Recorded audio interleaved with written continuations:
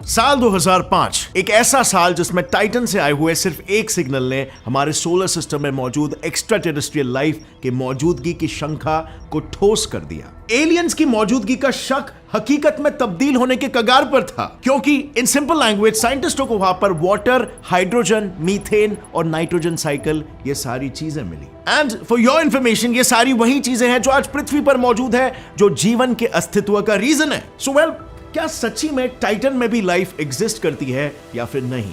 Well, let's find this out. दरअसल Titan एक काफी इंटरेस्टिंग मून है। टाइटन पर जीवन की खोज की शुरुआत साल 1944 में टाइटन की डिस्कवरी के तकरीबन 300 साल बाद ही हो गई थी। उस वक्त Dutch American astronomer Gerard Kuiper Titan पर रिसर्च कर रहे थे।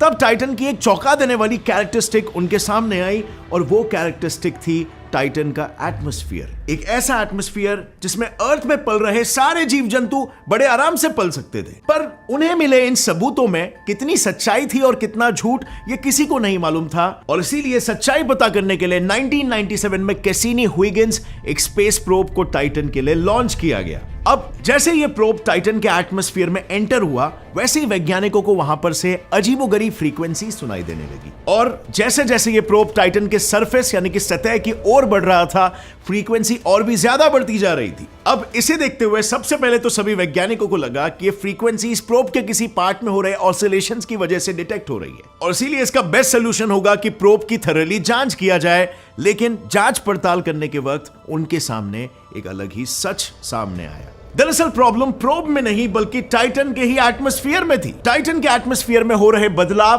प्रोब में फ्रीक्वेंसीज को जनरेट कर रहे थे, और यहां पर सिर्फ दो चांसेस थे जिसकी वजह से यह हो रहा हो सकता था। एक, या तो एक्स्ट्रा टेरेस्ट्रियल लाइफ एटमॉस्फेयर में मौजूद है जो एटमॉस्फेयर में फ्रीक्वेंसीज जनरेट कर रही है, या फिर वहां का वातावरण ही वैसा है। So these were the two probabilities that they thought they had that time. But यहां पर आने वाला था प्रोब के फाइंडिंग में एक नया मोड। जैसे ही प्रोब वहां पर लॉन्च हुआ और उसने वहां के मिट्टी पर अपनी टेस्टिंग शुरू की, उसके रीडिंग्स ने ये दिया संकेत कि यहां पर लाइफ होने के चांसेस 100% है। इनफैक्ट उसके रीडिंग ने तो यह तक कह दिया कि यहां पर मौजूद लाइफ ने तो सांसें लेना भी शुरू कर दिया। मतलब जब इन सॉइल सैंपल्स को केमिकली टेस्ट किया गया, तब तीन चीजें वहां पर रहने वाले लाइफ का सबूत बनकर सामने आई। सबसे पहली चीज, टाइटन के एटमॉस्फेयर से हाइड्रोजन का डिसअपीयर होना। एक स्टडी के अनुसार टाइटन के एटमॉस्फेयर में हाइड्रोजन फॉर्मेशन तो हो रहा है, और फॉर्म हुआ ये हाइड्रोजन पूरे टाइटन के ऊपरी एटमॉस्फेयर में इक्वली डिस्ट्रीब्यूट भी हो रहा है। पर जहां पर हाइड्रोजन अपने लाइट इन वेट और बॉयंट कैरेक्टरिस्टिक्स के साथ हवा में फ्लोट होना चाहिए था, वहीं पर वो सरफेस लेवल तक पहुंचते ही डिसअपीयर हो रहा है। अब अगर हम हमारे पृथ्वी की बात करें तो यहां पर जीने के लिए one of the most important element है हाइड्रोजन। इनफैक्ट हमारे सन का एग्जिस्टेंस ही हाइड्रोजन की वजह से है। अगर हाइड्रोजन नहीं होता तो हमारा सन ही नहीं होता, और सन नहीं होता तो हम भी नहीं होते। और ऐसी कई सारी स्पीशीज हमारे येलोस्टोन नेशनल पार्क में हाइड्रोजन पर अपनी सांसें भर रही है, और शायद यही स्पीशीज टाइटन के एटमॉस्फेयर से भी हाइड्रोजन को कंज्यूम कर रही है। इसे देखकर साइंटिस्टों का कुछ ऐसा ही इंटरप्रिटेशन था, बिकॉज हाइड्रोजन एक तरफ जनरेट तो हो रहा है अच्छे अमाउंट में, बट दूसरी तरफ कोई तो उसे कंज्यूम कर रहा है, तो आखिर वो जा रहा कहां पे?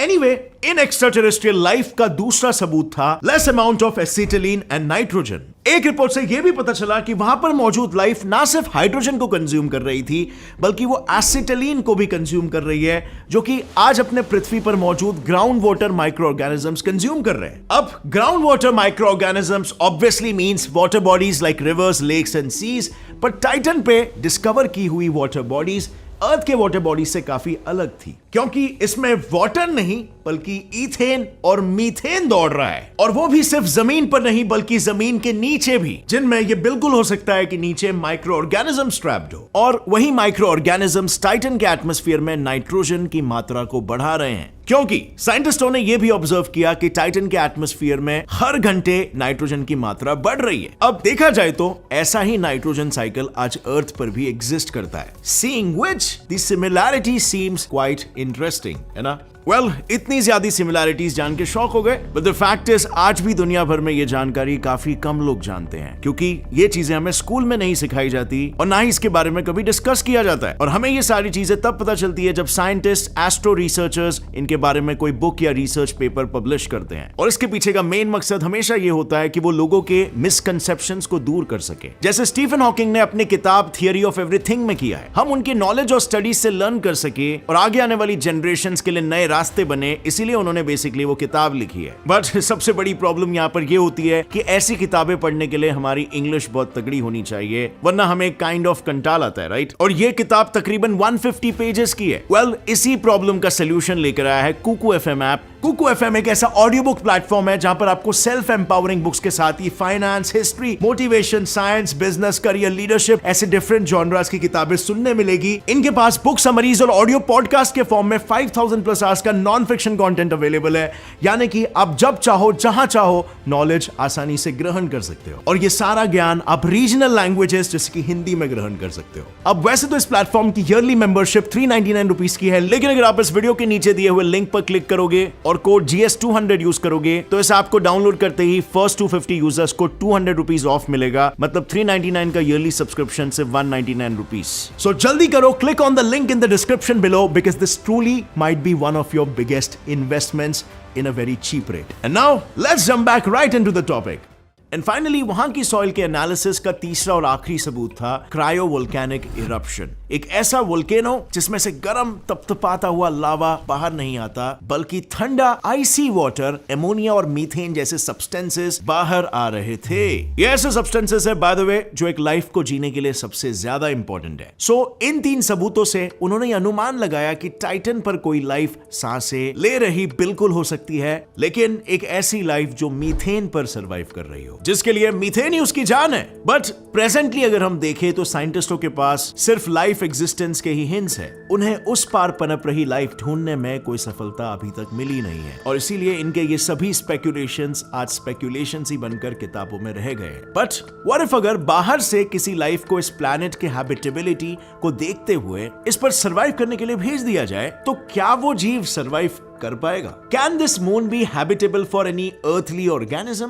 Well, there are 2 possibilities. Survive कर भी पाएगा अंडर सम सर्कमस्टेंसेस और सर्वाइव नहीं भी कर पाएगा। टाइटन सोलर सिस्टम का एक ऐसा मून है जिसके सारे कैरेक्टरिस्टिक्स अर्थ की कैरेक्टरिस्टिक्स के साथ मैच करते हैं। अब अगर हम अर्थ की बात करें तो अर्थ के एटमॉस्फेयर में मौजूद वाटर एक शेल्टर की तरह काम करता है। मतलब atmospheric water galactic cosmic rays को अर्थ में एंटर करने से रोकता है। अब अगर ये वाटर ड्रॉपलेट्स एटमॉस्फेयर में नहीं होते तो शायद आज अर्थ भी एक इनहैबिटेबल प्लैनेट होता। और जैसे अर्थ पर वाटर ड्रॉपलेट्स हैं, वैसे ही टाइटन पर मीथेन और ईथेन है, जो वही सेम काम करते हैं। टाइटन के सरफेस तक कोई भी कॉस्मिक रेडिएशन को पहुंचने नहीं देते। मतलब अगर मैं वहां मौजूद हिंट्स के इस कवच को देखूं तो मैं ये बोल सकता हूं कि टाइटन पे ऐसी सभी चीजें जो एक लाइफ को सरवाइव करने के लिए जरूरी होती है, सिवाय ऑक्सीजन के, वहां पर मौजूद है। बट डोंट वरी, भले ही यहां पर ऑक्सीजन नहीं है, लेकिन टाइटन के सरफेस के नीचे मौजूद आइसी वाटर हमारी इस भी मुसीबत का हल कर देगा। According to scientist, using a process of electrolysis हम फ्यूचर में ऑक्सीजन खुद भी क्रिएट कर सकते हैं। अब एक तरफ देखा जाए तो टाइटन पर एनर्जी है, पानी है, एक अच्छा एटमॉस्फेयर भी है, और दूसरी तरफ मार्स पर ना ओशंस है और ना ही एक एटमॉस्फेयर। मतलब टाइटन को कॉलोनाइज करने का ख्याल हमारे लिए कोई स्टूपिड ख्याल तो बिल्कुल भी नहीं, बल्कि it can be one of the smartest ideas. May be in future Mars के पहले हम टाइटन को ही हमारा दूसरा हैबिटेबल होम बना दे। लेकिन वेट अ सेकेंड, ज्यादा खुश होने की जरूरत नहीं है। हर एक चीज की एक पॉजिटिव और नेगेटिव साइड होती है। बस बिल्कुल उसी तरह टाइटन कॉलोनाइजेशन के भी कई सारे नेगेटिव्स है। इसका सबसे पहला नेगेटिव है टाइटन का टेम्परेचर। क्योंकि सन और टाइटन के बीच की दूरी काफी ज्यादा है, इसीलिए अर्थ के कंपैरिजन में सिर्फ और सिर्फ 1% सनलाइट ही उस तक पहुंचती है, और उसमें से 90% सनलाइट तो टाइटन का थिक एटमॉस्फेयर ही एब्जॉर्ब कर लेता है, जिसकी वजह से हीट सरफेस तक नहीं पहुंच पाती, और इसीलिए सरफेस का टेम्परेचर -179 डिग्री सेल्सियस से ना ही कम होता है और ना ही बढ़ता है। So living in Titan would be as equivalent to living in a blizzard in Antarctica. Well, इस टेम्परेचर में हमारा ऐसे ही सर्वाइव करना इज नेक्स्ट टू इम्पॉसिबल। पृथ्वी में नेगेटिव एक्सट्रीम्स में अब तक -89.2 डिग्री सेल्सियस जितना टेम्परेचर ही रिकॉर्ड किया गया है। और अगर ऐसा देखा भी जाए तो अब तक टेम्परेचर -30 डिग्री सेल्सियस के नीचे जाने की वजह से 4.6 मिलियन लोगों की जानें भी चली गई है। और अब अगर ऐसे टेम्परेचर में मिलियंस की मौत हो रही है तो -179 डिग्री सेल्सियस में इंसान का क्या हाल होगा वो तो आप समझ ही सकते हो। यानी भले ही टाइटन पर सरवाइव करना इज पॉसिबल, लेकिन वहां पर प्रैक्टिकली रह पाना और जी पाना बहुत ही मुश्किल हो जाएगा। पर this is the state of Titan as it is now. अगर हम 3.7 बिलियन साल पहले मौजूद हमारे पृथ्वी की बात करें ना, तो पृथ्वी का भी हाल कुछ टाइटन की तरह ही था। एटमॉस्फेयर में नाइट्रोजन और मीथेन कंपाउंड्स थे, जगह जगह पर वोल्केनिक इरप्शन हो रहे थे और सरफेस लेवल हाइड्रोकार्बन से भरा हुआ था। पर एक दिन हुए इलेक्ट्रिक स्पार्क ने पृथ्वी का नक्शा और हुलिया दोनों बदल दिया। 3.7 बिलियन साल पहले हुए इस इलेक्ट्रिक स्पार्क ने फास्फोरस और हाइड्रोकार्बन्स को ब्रेक करके उन्हें आरएनए में कन्वर्ट किया।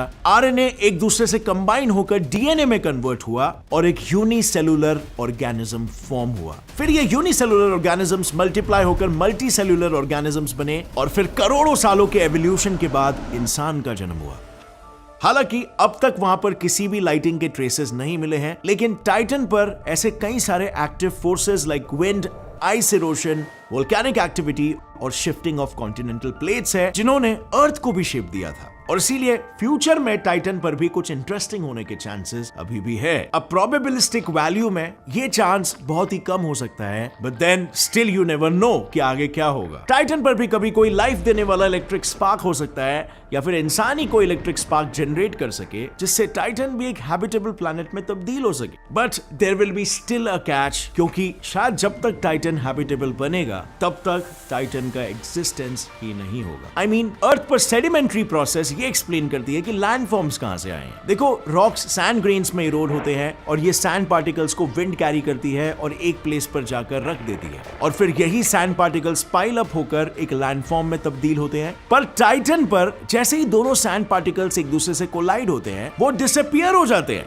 यानी टेक्निकली देखा जाए तो टाइटन पर लैंडफॉर्म्स होना ही नहीं चाहिए था, और अगर है भी तो वो धीरे धीरे कम होने चाहिए थे क्योंकि यहां पर पार्टिकल्स डिसअपीयर हो रहे हैं, which is very weird। अब ये क्यों हो रहा है इस पर अभी भी रिसर्चेस चालू है। और फिर सवाल ये भी आता है कि अगर ऐसा हो रहा है तो फिर आखिर टाइटन फॉर्मेशन से लेकर अब तक सेम शेप में ही क्यों है। वेल, रिसर्चर्स के अनुसार Titan special type of sedimentary process को एग्जिबिट करता है which is nothing but sintering. Basically इसमें नेबरिंग ग्रेन्स एक दूसरे से कोलाइड होते वक्त एक दूसरे से फ्यूज होकर एक बड़ा और स्ट्रॉन्ग पीस बनाते हैं जिसका विंड बाल तक बाका नहीं कर पाता। लेकिन आखिर ऐसा कैसे होता है कि ये इतने बड़े हो रहे हैं और इन दोनों पार्टिकल्स में कौन से फोर्सेस जनरेट हो रहे हैं? वेल, इन्हीं सब पहलुओं की डिटेल में स्टडी करने के लिए नासा ने ड्रैगन फ्लाई मिशन को ऑर्गेनाइज किया है जो 2027 में लॉन्च किया जाने वाला है। And now we have all the possible ingredients जो लाइफ बनाने में काम आती है। हमारे पास एनर्जी है, वाटर है, ऑर्गेनिक मटेरियल्स भी है, बस इन सबको मिक्स करके